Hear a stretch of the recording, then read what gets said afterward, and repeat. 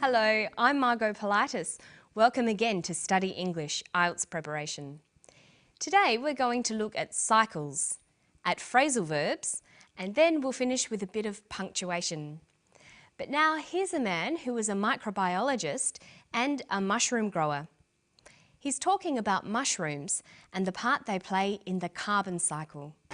They occur naturally in the forests as wood-degrading fungi. That's their job. When trees die, they grow on the tree, they break down the lignin and the cellulose, which is the most resistant form of carbon, and they break it down, produce mushrooms, and in turn you end up with organic matter going back into the soil, and so the carbon cycle in the forest goes on. The speaker, Noel Arrold, is talking about how mushrooms grow naturally. They are an important part of the carbon cycle. But what is a cycle? A cycle is a process that is repeated over and over. It goes around and around.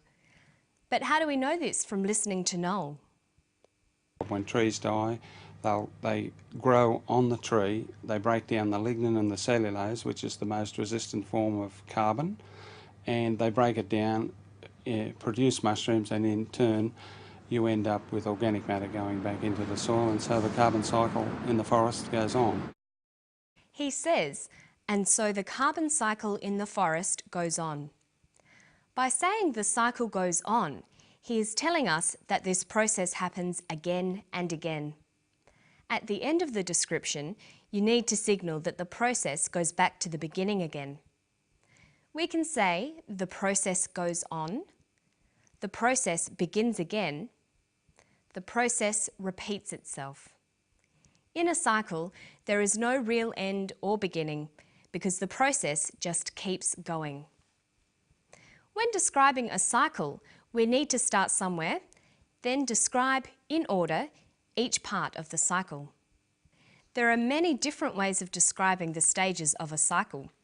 We can use transition signals like when, once, then, or next. When speaking, you can also use pauses and intonation to describe a cycle. In written language, this becomes punctuation. Listen to Noel Arrold again describing the different parts of the cycle. When trees die, they grow on the tree. He says, when trees die, they grow on the tree. When trees die, comma, they grow on the tree. The first part of the cycle is that the trees die. The second part is that when the trees die, fungi grow on the trees. That's the next stage. When trees die, they grow on the tree, they break down the lignin and the cellulose, which is the most resistant form of carbon, and they break it down, produce mushrooms. Okay, he says that the fungi break down the lignin and the cellulose. They break down the tree. So the third stage is that the fungi break down the tree. Fourth, they produce mushrooms.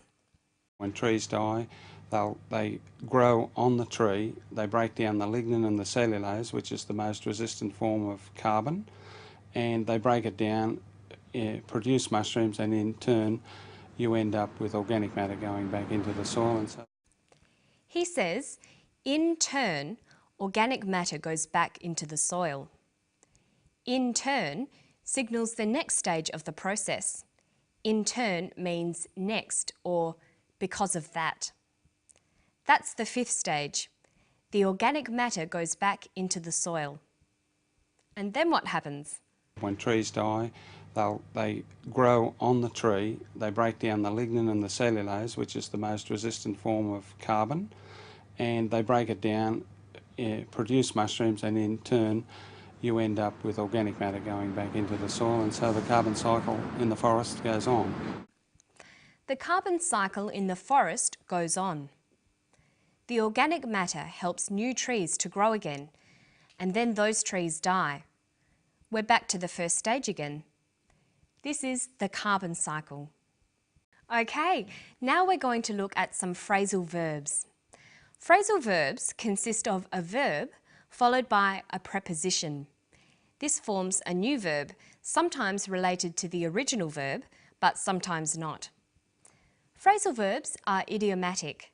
There's no pattern to the meanings they take, and they often have a number of different meanings. You often can't just guess the meanings of phrasal verbs, you have to learn them. Let's look at the phrasal verbs in this clip. They break down the lignin and the cellulose, which is the most resistant form of carbon, and they break it down, produce mushrooms, and in turn you end up with organic matter going back into the soil, and so the carbon cycle in the forest goes on. There were 4 phrasal verbs. They were break down, end up, and 2 using go. Go back and go on. Notice that sometimes the preposition will give you an indication as to what the phrasal verb might mean. Let's look at these 4. See if you can match the meanings. Break up, end up, go on, go back, and finish, continue, decompose, return. Well, break up means to decompose. Go back means to return. Go on means to continue, and end up means to finish. But notice that break up can sometimes mean finish as well. We can break up from school. In formal writing, we would be more likely to use words like continue or return than phrasal verbs, which tend to be less formal. Phrasal verbs are difficult to learn because there are so many of them. Look at go. We've already seen it with go back and go on, but there's many, many more. And remember, most of these have got more than one meaning. It takes a lot of time to get used to all the phrasal verbs and what they mean. You need to listen carefully to people speaking and the way they use phrasal verbs. Another important thing to do is to write them down in groups and buy a good phrasal verb dictionary. So pay attention to those phrasal verbs. Learning them in groups can be fun, and your spoken English will sound much more natural. Now we're going to look at some writing tips. For variety, it's important that you use a lot of different sentence types of different lengths. The difficult thing is finding the balance. You can join together short sentences using conjunctions, but what do you do with sentences that are too long? This sentence has many ideas, all joined together with and. How many ands are there in the sentence? They break down the lignin and the cellulose, which is the most resistant form of carbon, and they break it down, produce mushrooms, and in turn you end up with organic matter going back into the soil, and so the carbon cycle in the forest goes on. There are 4 ands. This sentence is too long and should be edited. The ideas can be broken down into smaller groups and shorter, clearer sentences. There are several ways of doing this. We can use punctuation, conjunctions, and connectors. So let's have a look. Here's the full sentence. We can start by using punctuation. Use a comma to separate clauses. Use full stops to separate complete ideas. And you can replace some of the ands with full stops. But remember, the new sentence must now start with a capital letter. Now we have a clear paragraph expressing a number of ideas with different kinds of sentences. And the carbon cycle goes on. But we can't go on. It's time to end this episode of Study English.